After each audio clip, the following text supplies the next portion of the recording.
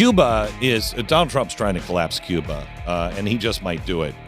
He has put an oil embargo on Cuba that is shutting everything down. Planes, I mean, Russian planes aren't going. Nobody is going to Cuba because they don't have the fuel to refuel the jets and to run their society. It's going to be really, really nasty.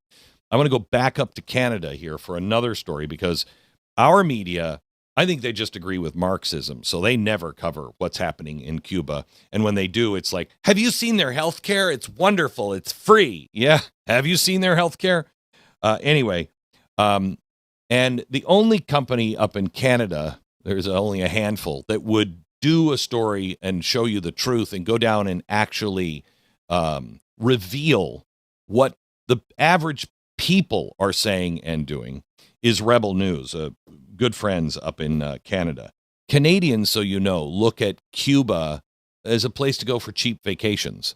And they stay in these resorts and nobody's talking to them about, socialism, and you don't see it.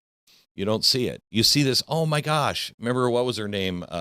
Kardashian was like, I just love Cuba. They've kept all these old cars. Yeah, is that what they did, Kim? They just kept them because they thought they were quaint? Oh my gosh, what an idiot. Anyway, the author of this report that is out right now, just came out, I think, last week, called, let me see, where is it? Truth About Cuba. You can get it at truthaboutcuba.com. Is Alexandria Lavoie. I'm not French, and I butcher names, so I hope I have that right, Alexandra. Welcome to the program. Thank you so much for having me. Yeah. Okay, you don't have to laugh that hard. I mean, I know it's funny. No, I'm sorry. It's just because that's okay. No, that's all right. People. I know. All right. So tell me about what you've experienced in Canada and what the people of Cuba actually said. Yeah, this is something that is different with the U.S. The U.S. cannot really travel for vacation in Cuba. But for Canadian, this is one of the most important vacation place. I would say, I think for just Quebecers, because I'm French Canadian, we represent more than 40% of tourism in Cuba. So that is a really important part. And a lot of them, they are traveling over there. They have no clue of what is happening outside of resort. They think that they are going over there, they are spending their money, and by doing this, they are helping the people over there. But no, that's not a reality, because the money that is actually going into the resort, into the hotels, are not going to the people over there. There is two reality on the ground in Cuba. There is the hotel and government workers, and there is the other. The hotel workers and the government workers, obviously they are pro-regime. They are supporting what is happening because they are the ones that are the richer. They can go to markets, buy everything that they want. There is no problem. But on the other side, you have like doctors, teachers that cannot even afford having eggs and meat. They literally have nothing. The grocery store, the drug store, they are all empty for those people. They have access to absolutely nothing. And you can see that capitalism is good when it comes to the regime, but when it comes to the normal people, they apply communism. Literally, they have to beg into the street after they finish working because they cannot even give milk to the kids. We actually went there. We filmed discreetly, so most of the people didn't know that we were filming them when they were talking with us. They showed us around. They brought us inside of their home. They actually explained exactly how life is in Cuba. And I did travel a lot in my life, okay? I traveled for more than 10 years. I've been to more than 70 countries. I can tell you that Cuba, it's one of the poorest country I visit in my life.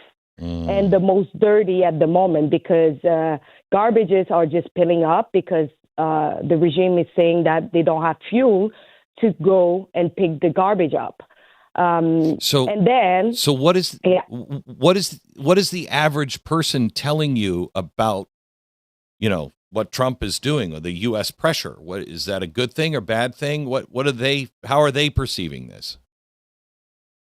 Most of them, they are waiting for U.S. help. They want it. They want foreign intervention. They say that they cannot do it by themselves because speaking out against the regime, it's 5 to 10 years in prison, going to 30 years, depending on what you're saying. So they are not going to rise up.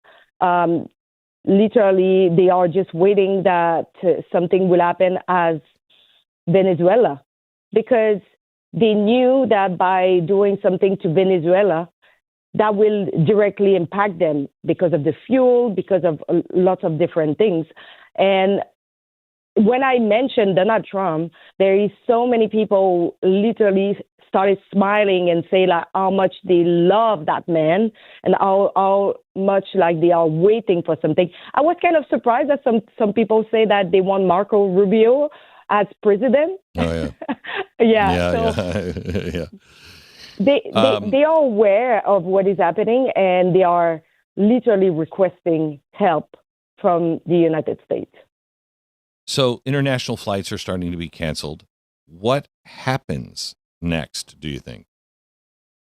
I think more and more we will see more pressure. I saw this morning that Russia is planning to send fuel and oil in Cuba. I don't know if the United States will let that happen since they are pressuring all Latin America countries to not send anything to Cuba. Because what the U.S. wants to do, they want to have a discussion and an agreement of regime change and also to reopen the market in Cuba. And by letting foreigners like Russia or China interfering with that, I don't think this is going to go well. What is the perception of America in Canada? The things that we're doing.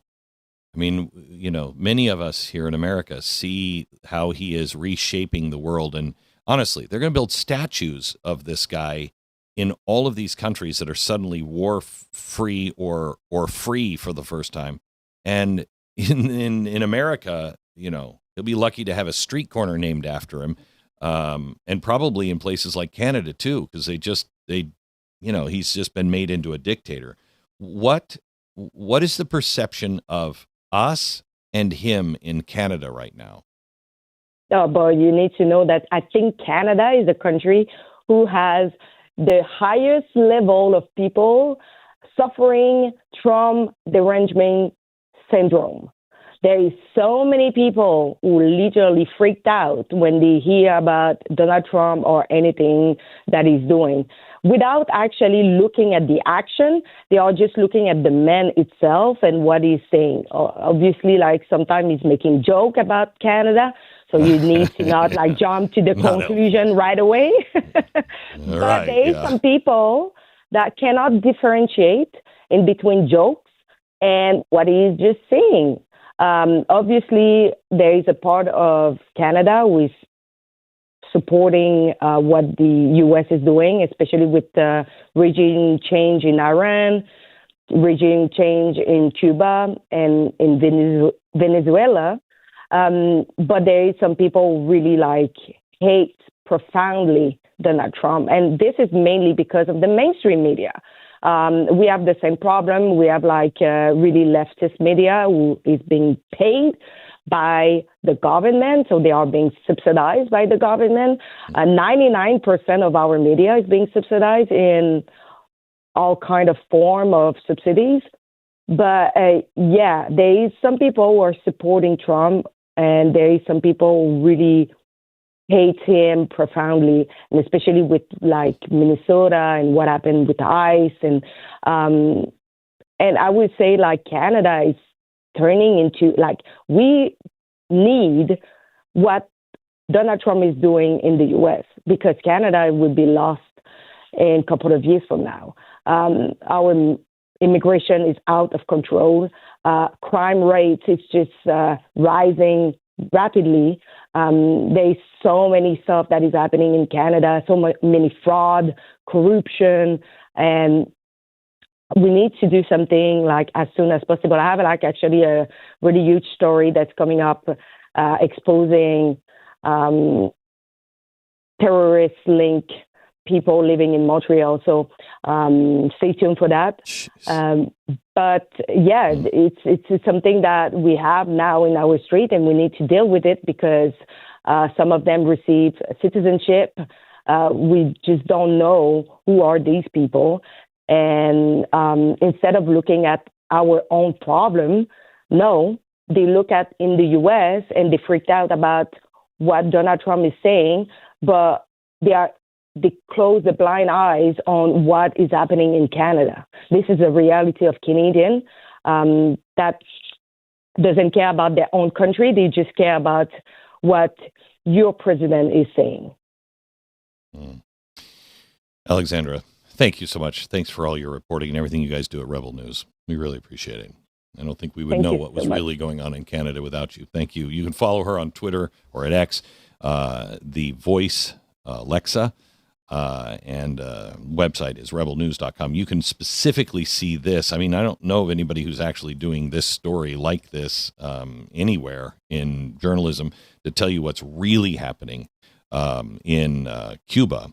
You can find the story at thetruthaboutcuba.com, thetruthaboutcuba.com.